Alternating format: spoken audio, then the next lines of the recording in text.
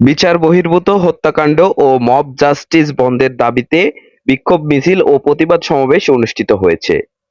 শুক্রবার বিকেলে শহরের মাদ্রাসা মোড় থেকে এক বিক্ষোভ মিছিল বের করে প্রধান প্রধান সড়ক প্রদক্ষিণ করে নাটোর প্রেসক্লাবের সামনে এসে প্রতিবাদ সমাবেশ অনুষ্ঠিত হয়।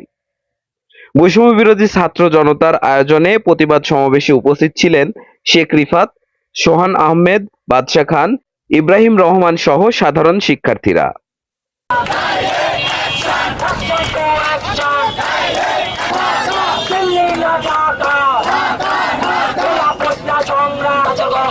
পরিবারের কাছ থেকে তো মুক্ত দাবি করা হয়েছিল, আমরা সবাই জানি।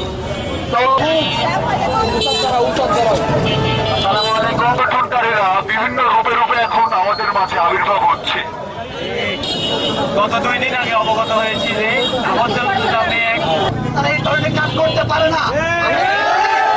ছাত্রলীগ আচ্ছা, আমরা সবাই অন্যায়ের বিরুদ্ধে আমরা ছাত্র সমাজ কিন্তু সব সময় প্রস্তুত আছি।